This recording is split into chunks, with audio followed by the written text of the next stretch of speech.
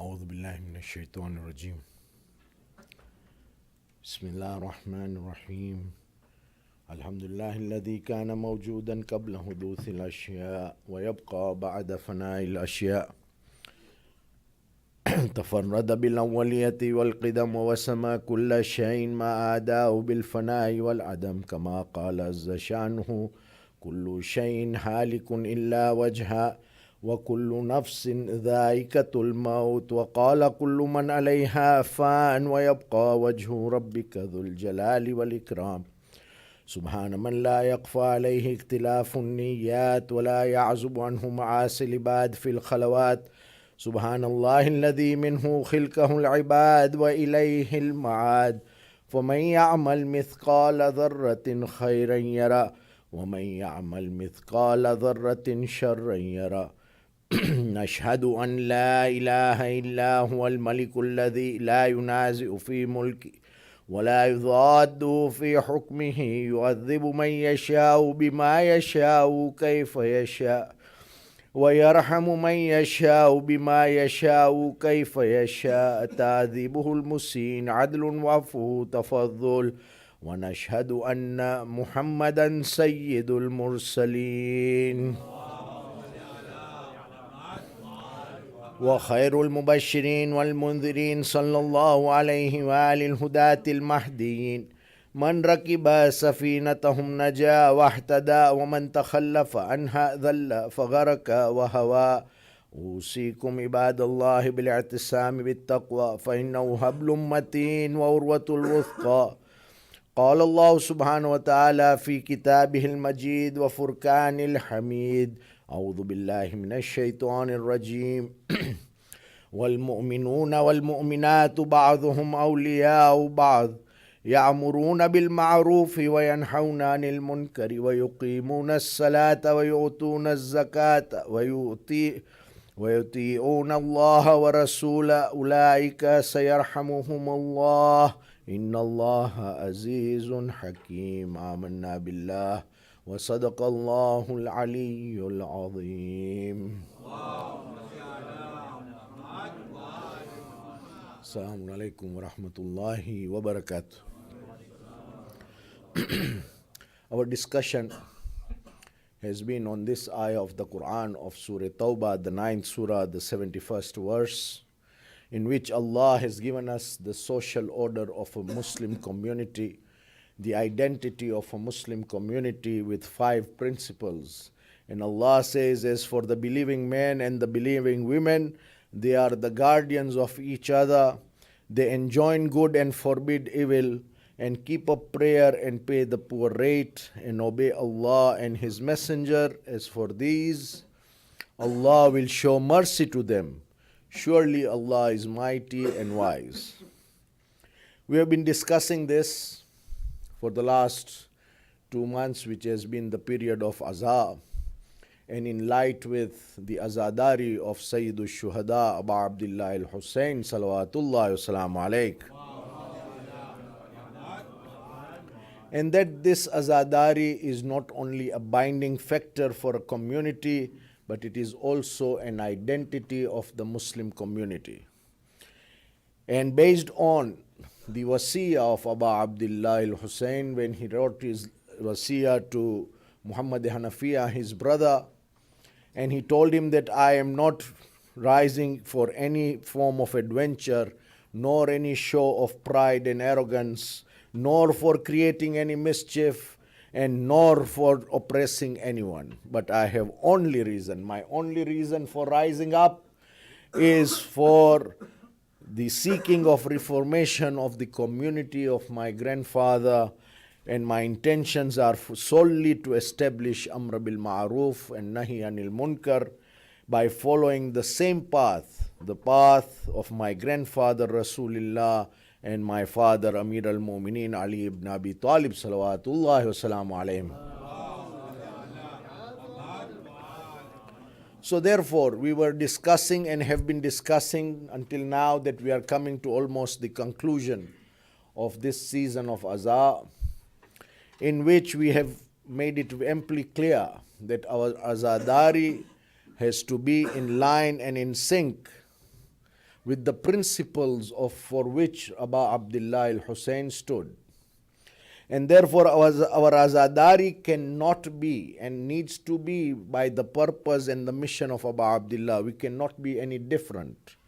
And therefore if Imam stood up for the Islah of the Ummah, the reformation of the Ummah, we as followers of the Imam, lovers of the Imam, have to be those who make reformation for ourselves by this azadari. We should not forget a promise by Rasulullah Muhammad Mustafa sallallahu alayhi wa sallam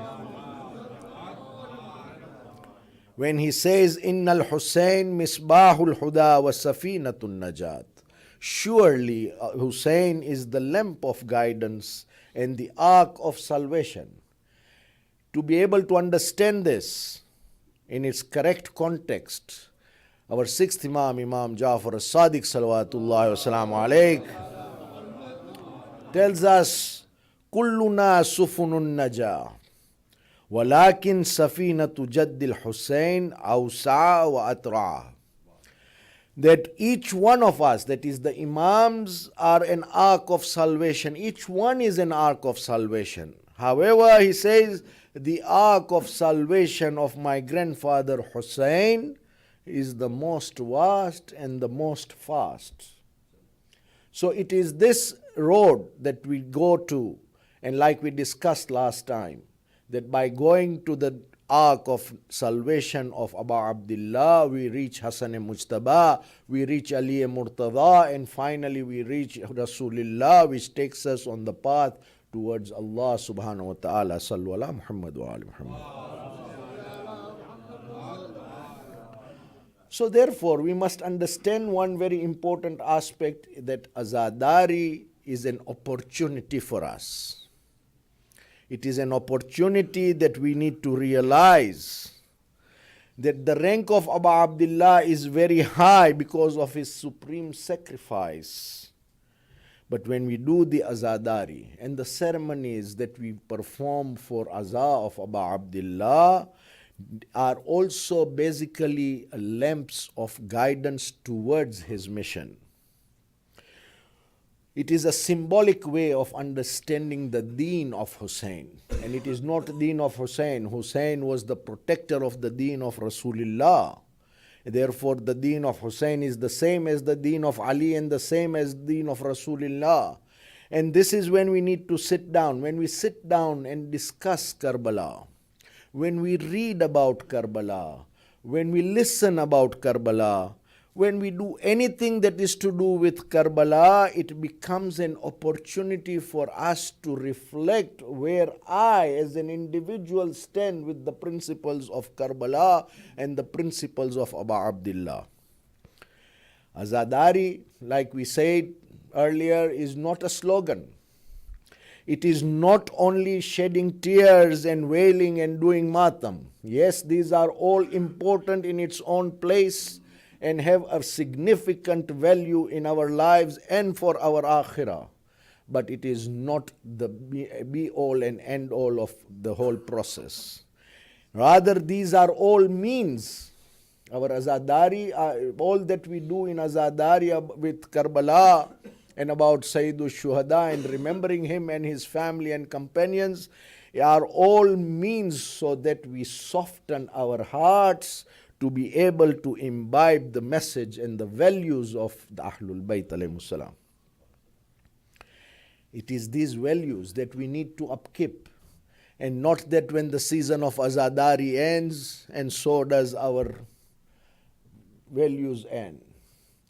Our values go beyond this. We need to take lessons and need to reform, because that was the purpose and mission of Husayn.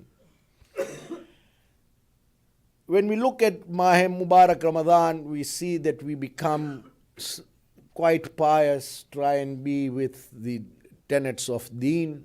However, when it comes to Muharram and Safar, we are also emotionally attached.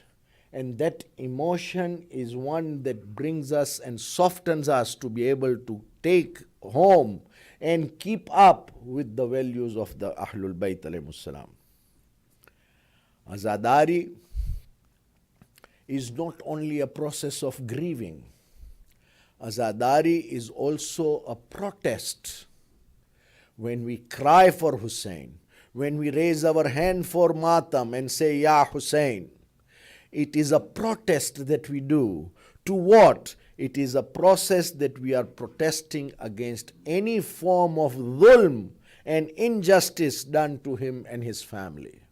And therefore, at that time, I must bring to my mind that I shall make every effort not to do any form of injustice to anyone who is around me, be it my family, be it my children, be it my people whom I work with, or be it the people whom I associate with. More than that, it is actually an expression that we ourselves want to say it and protest, that we are distancing ourselves from the behavior of the Zalimeen. What this means is, or what we can translate is, that we cannot have tawalla without tabarra. Very quickly, these two go hand in glove, hand in hand, as we say. They cannot be separated. We cannot say, I am only a tawalli, I am not going to be doing tabarra. It cannot work. It is together. What this means is, tawalla is to love the Ahlul-bayt, to love those who love the Ahlul-bayt. Not only that, but we also need to love the qualities and the values of the Ahlul-bayt. On the other hand, tabarra is not only to disassociate with the Zalimeen or the enemies of the Ahlul-bayt only, but it is also to disassociate ourselves from all the negative qualities of the Zalimeen, that we shall never go near them. I don't need to go any further. Those who want to know, as an example, very quick example, the Zalimeen were those who prayed and read Quran on the day of Ashura. They even asked for the Qibla for reciting Asr-Salat. But that was not enough, because the qualities they had, the alcohol they consumed, the gambling that they did, the dancing that happened on the night of Ashura in the camp of Ibn Sa'd. These are all qualities of the Zalimeen that we need to keep away from as Azadari towards Aba Abdullah al-Husayn sallallahu Muhammad wa ali Muhammad. When we talk of Karbala, we talk of the sufferings of the Ahlul-bayt. And this was a very painful episode in history, that history from Azal never saw a day like Ashura and thereafter, nor will the future ever see such a day. A day when the Ahlul-bayt was meted with atrocities that none has witnessed. None of the prophets before Rasulillah also witnessed. When we remember the women and children of Karbala, it was not only hunger and thirst. More than that was the humiliation of the household of Rasulullah. When we look at the journey after the day of Ashura, the issue was not more of thirst and hunger. Yes, it was there. It was not that it was absent altogether. They were not given enough food and water, like we always hear in the majalis, that one day when Imam Zainul Abidin salawatullahi wassalamu alayk saw his aunt Zainab Kubra alayha salam praying Salatul Layl when she was sitting. So Imam says, "Oh my aunt, I have never seen you pray sitting in sitting position." And Zainab had to tell the Imam, "Oh my son, the food and water that comes from the other side is so little that I give away my share to the children." That means the thirst and hunger was there even after the day of Ashura. But Zainab was steadfast. Zainab stood her grounds. Zainab was one who was a full partner of Hussein, that despite all atrocities that were done to the Ahlul-bayt, She not only did not do her wajibat, she did not even not do her salatul layl. When somebody undergoes tremendous stress, we cannot even imagine Karbala happening to us, and it will never happen because we don't have the capacity of doing it. But even then, if somebody was to miss even a wajib salat on the night of Sham-e-Gariba on that day, it would still be understandable. I'm not saying they did it, but on the contrary, we see the women of the Ahlul-bayt, we see Janabe Zainab, and even the other women of Ahlul-bayt who were captives on that night. They did not even miss their wajibat, they did not even miss their salatul layl of that night. This is the qualities and the values of Ahlul-bayt. We cannot at any level call ourselves Azadar of Husayn and neglect our salat. Sham was a very painful place. Not as in the city of Sham. What happened to the Ahlul-bayt in Sham was very painful, such that the fourth Imam cried for all the rest of his life, Ash-Sham, Ash-Sham, Ash-Sham. What was that humiliation? That humiliation was to take the women folk of the Ahlul-bayt in the streets with their bare heads. So we need to take a lesson from this. I need to ask myself, that I call myself an Azadar of Husayn. I align myself with Imam Zainul Abidin and I cry over what happened on the way to Sham and in Sham.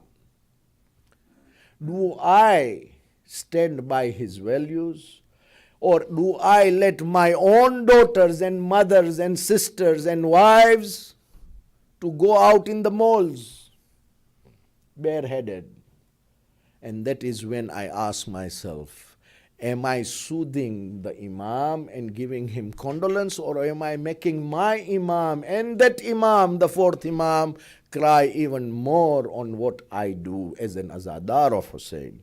We ask Allah subhanahu wa ta'ala to grant us the tawfiq to be able to take lessons from this episode of Karbala and reform ourselves and uphold the mission of Abu Abdullah. Ameen ya Rabbal Alameen.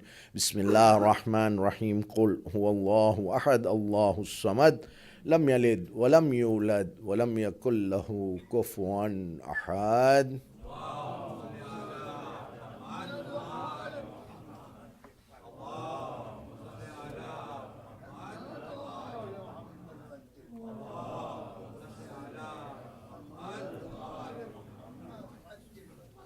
Assalamu alaikum wa rahmatullahi wa barakatuh. A'udhu billahi minash shaitanir rajim. Bismillahir rahmanir rahim. Alhamdulillahi alladhi la ilaha illa huwa al-halimul kareem, ghafiru dhanbi wa qabilu at-tawbah wal ghafurur rahim. Subhana man sabakat rahmatuhu ghadaba wa basata al-yadayn bir rahma. Subhana man lam yukallif nafsan illa duna wusiha wa afa anis sayyiati wa lam yujazi biha. Subhana man la yazdadu ala ma'asi ibadillah karaman wa juda wa ala kathrati dhunubi illa afwan wa safha. Nashhadu an la ilaha illa huwa al-atufu ala al-ibadi bijudi wal awwadu ala al-mudhnibina bihilmi. Wa nashhadu anna Muhammadan nabiyyahu wa habibah. سيد المرسلين وشفيع المذنبين بعثه رحمة للعالمين صلى الله عليه وآله الداعين إلى سبيل الله بالحكمة والموعظة الحسنة قادة الأمم وأولياء النعم ومعدن الرحمة. Mu'mineen, first and foremost, I remind myself and also advise you all to adopt taqwa, fear of Allah, and be conscious of Allah at all times. And we remind ourselves with the instructions, the command of our sixth Imam, Imam Ja'far as-Sadiq salawatullahi wa salamu alayk, who says, behave to be ornaments for us and not to be against us as a shame. Tell people of goodness and protect your tongues and hold it from excessive talk and offensive speech. Mu'mineen, as we conclude our season of Azadari, it is an event of Karbala that we need to be committed to as Azadar of Hussein. It is a commitment. Yes, it has a very special place of grieving, crying and matam, but it is also a commitment to the cause of the Imam, which is paramount at all levels. If we do not uphold the values and the cause of the Imam, then we have not done justice to the aza and the shahadat of the Imam himself. When we cry over the sufferings of Abu Abdullah and his family, we tell him, Ya Abu Abdullah, you were madloom, you were oppressed at every level. I am free to practice what was your value to be practiced. Why should I turn away? This is what our commitment is towards the love of the Ahlul-bayt.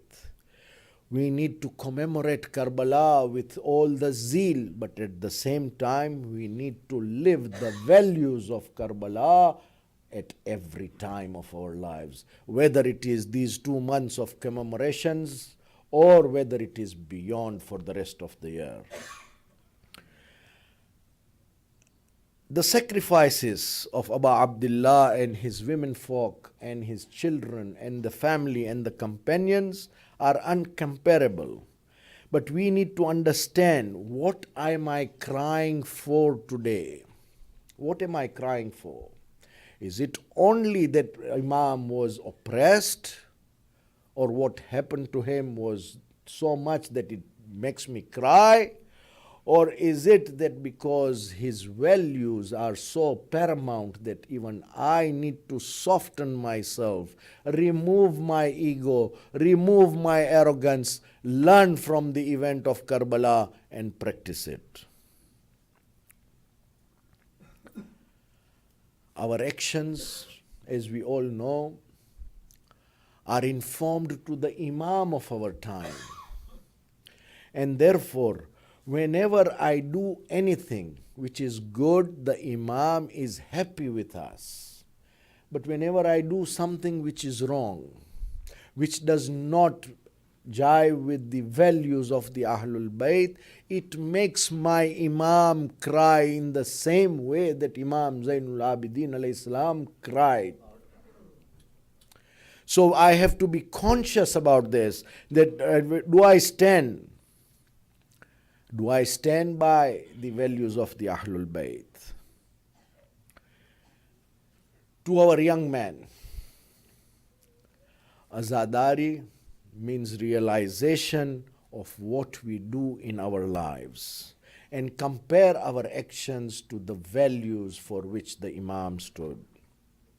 When we cry and mourn for Qasim ibn al-Hasan or Aliun al-Akbar, the son of Imam, we need to ask ourselves, where do I stand as a young man?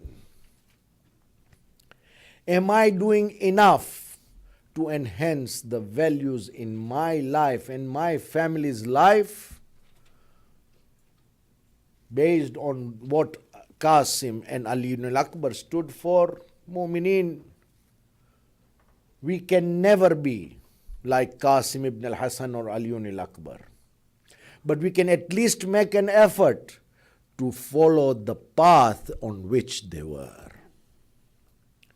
Am I making enough efforts and fulfilling my responsibilities that Allah has placed on my shoulders, and make my children follow the values of Hussein and his children? We need to ask some very pertinent questions, Mu'mineen. Sometimes, or at least once in a while, we need to all sit together in our family and evaluate ourselves of where we stand in comparison to the values of the Ahlul-bayt. Where are our children? Where are our young women? Where are our wives? Where are our daughters? Where are our sons? What do they do? Who are their friends? What do they commit outside the home? We need to instill those values and we need to assess this. For our children, as an example, and this is just an example because very soon this situation is going to come to us, especially for those whose children go to high school. Very soon there will be a time, the next month, when the time for Fajr will clash with the time of the bus, school bus coming to pick my children. The question is, will I sacrifice my extra sleep of 20 minutes at that time, but ensure that my son or daughter who is a high schooler prays and then I go and drop him irrespective whether he or she misses the bus? Or am I going to tell them that it is okay, you need not miss the bus, you can come back when you come in the evening, pray qada? This is a question that is imperative for each and every parent whose children go to high school, and if such a conflict comes, where do I stand? Is the question I need to ask. When it comes to Kushali and Wafat, and when we have a function at the mosque, Mu'mineen, we need to ask that is it okay to sit at home and not go to the masjid or the center where I can give my condolences to Fatimatu Zahra salamullahi alayha. Allahumma salli alayha. But when it comes to a wedding in the family, it is okay if my children sleep a little later because I cannot not be in the family wedding. These are the double standards that I need to assess and evaluate. Tomorrow, these may sound very trivial matters, Mu'mineen. And somebody may even ask, do we really need to discuss this? Yes, we need to discuss this. Why? Because tomorrow, if my young son who grows up and misses Fajr Salat, for whatever other reason, I should be assured that I am to blame because I put that value that Fajr Salat is not important, but catching the bus was important in one time of his life. These are the matters that we need to understand. And Mu'mineen, Karbala is the answer for everything, and we need to take a lesson from it. Every aspect of our lives, we can get lessons from Karbala, provided we pay attention to it.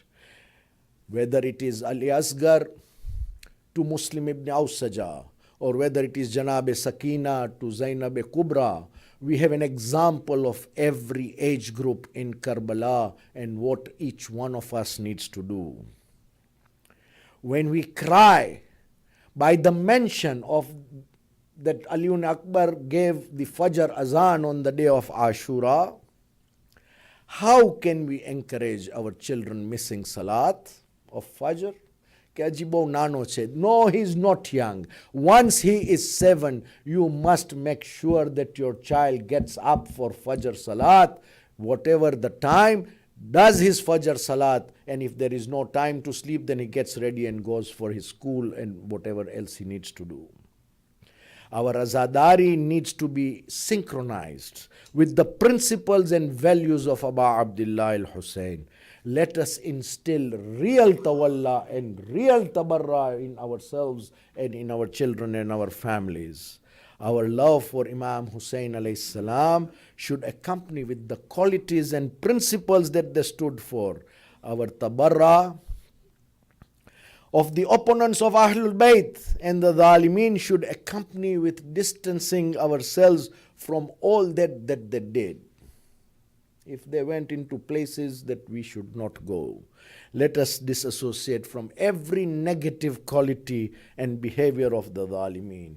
Mu'mineen, we need to live the values of Karbala, and we ask Allah subhanahu wa ta'ala, Ya Allah, grant us the tawfiq to be able to emulate the qualities and values of the Ahlul-bayt in our lives. Ameen Ya Rabbal Alameen.